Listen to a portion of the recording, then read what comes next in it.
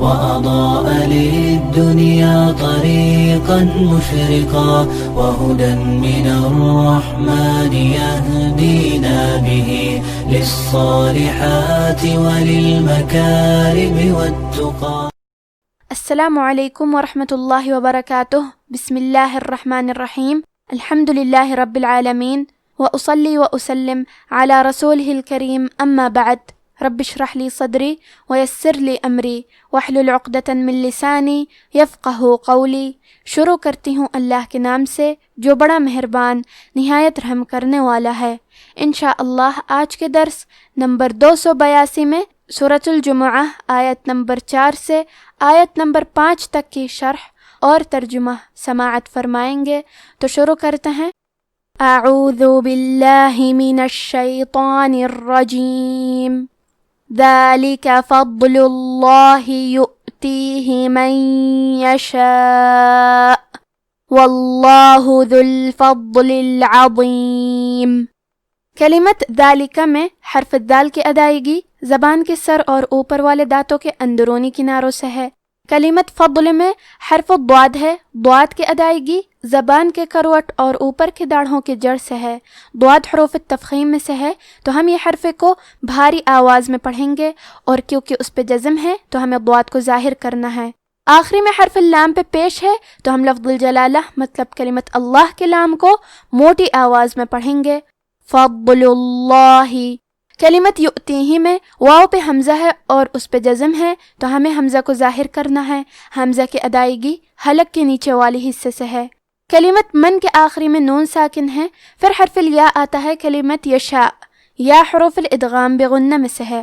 ادغام کا معنی ہے حرف کو حرف میں داخل کرنا تو ہم نون ساکن کو یا میں ملا کے غنہ اور تشدید کے ساتھ یہ حکم کو ادا کریں گے. من یشاء.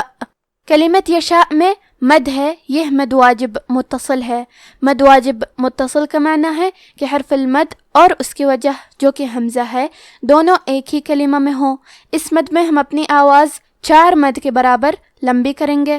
کلمت واللہ یہاں بھی حرف اللام کا حکم ہے تفخیم تو ہم حرف اللام کو موٹی آواز میں پڑھیں گے.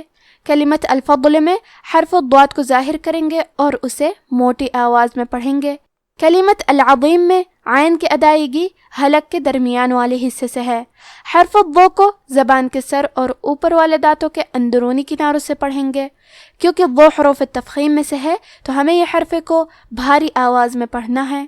ذالک فضل اللہ یؤتیہ من یشاء واللہ ذو الفضل العظیم.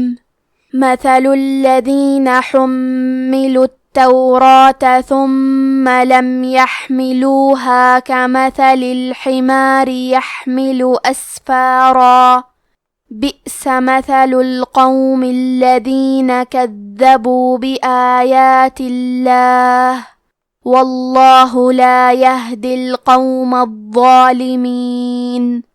کلمت مثلوں میں حرف الثا کی ادائیگی زبان کے سر اور اوپر والے دانتوں کے اندرونی کناروں سے ہے.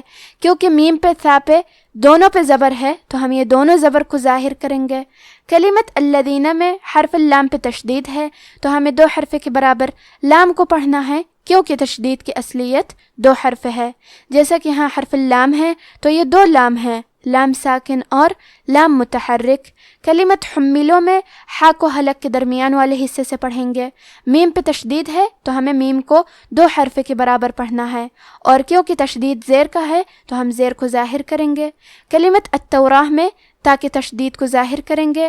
را کی حرکت ہے زبر تو ہمیں حرف را کو اور اس کے بعد مد الف کو دونوں کو بھاری آواز میں پڑھیں گے کیونکہ مد الف اپنے پیچھے والے حرف کا حکم لیتا ہے تفخیم میں اور ترقیق میں. آخری میں تے پہ زبر ہے تو ہمیں زبر کو ظاہر کرنا ہے. التوراۃ. کلمت ثم میں میم کو 2 حرف کے برابر پڑھیں گے کیونکہ اس پہ تشدید ہے. کلمت یحملوہا میں ہا ساکن ہے تو ہم ہا کو ہمزے سے پڑھیں گے. ہمزے کا معنی ہے حرف کی آواز ایسے کمزور ہو کہ اس میں پستی پائی جائے تو ہم یہ کلمہ کو ایسے پڑھیں گے یحملوہا. کلمت کمثلی میں کاف پہ، میم پہ، ثا پہ، تینوں پہ زبر ہے تو ہمیں یہ تینوں زبر کو برابر سے ادا کرنا ہے۔ کلمت الحماری میں آخری میں را کے نیچے زیر ہے تو یہاں حرف را کا حکم ہے ترقیق، تو ہمیں را کو پتلی آواز میں پڑھنا ہے۔ کلمت اسفارا میں سین ساکن ہے تو کیونکہ سین بھی حروف الہمزہ میں سے ہے تو ہم یہ کلمہ کو ایسے پڑھیں گے اسفارا۔ آخری میں را پہ تنوین زبر ہے، ہم یہ کلمہ پہ رکے تو تنوین زبر پہ مد الف سے رکیں گے تو ہمیں را کو اور مد الف کو دونوں کو بھاری آواز میں ادا کرنا ہے اسفارا۔ اور ہم یہ کلمہ کو پوری آیت کے ساتھ ملا کے پڑھے تو حرف البا کلمت بئس حروف القلب میں سے ہے۔ قلب کا معنی ہے بدل دینا، تو ہم تنوین کو ہلکی میم میں بدل کے اور غنہ کے ساتھ یہ حکم کو ادا کریں گے اسفارا بئس۔ کلمت بئس میں حمزہ پہ جزم ہے تو ہم حمزہ کو ظاہر کریں گے۔ کلمت القوم میں حرف القاف کی ادائیگی زبان کی جڑ اور تالو کے نرم حصے سے ہے۔ قاف حروف التفخیم میں سے ہے تو ہم قاف کو موٹی آواز میں پڑھیں گے۔ آخری میں میم کے نیچے زیر ہے لہذا ہمیں زیر کو ظاہر کرنا ہے۔ کلمت کذبوا میں دال کو 2 حرف کے برابر پڑھیں گے کیونکہ اس پہ تشدید ہے۔ کلمت بآیات میں الف پہ کھڑا زبر ہے اور یا پہ بھی کھڑا زبر ہے تو یہ دونوں مد الف ہے، ہم یہ دونوں مد کو برابر سے ادا کریں گے بآیاتی۔ آخری میں کیونکہ تا کے نیچے زیر ہے تو ہم لفظ الجلالہ مطلب کلمت اللہ کے لام کو پتلی آواز میں پڑھیں گے بآیات اللہ۔ کلمت واللہ یہاں حرف اللام کا حکم ہے تفخیم تو ہمیں حرف اللام کو موٹی آواز میں پڑھنا ہے۔ کلمت یہدی میں ہا ساکن کو ظاہر کریں گے۔ کلمت القومہ میں حرف القاف کو موٹی آواز میں پڑھیں گے۔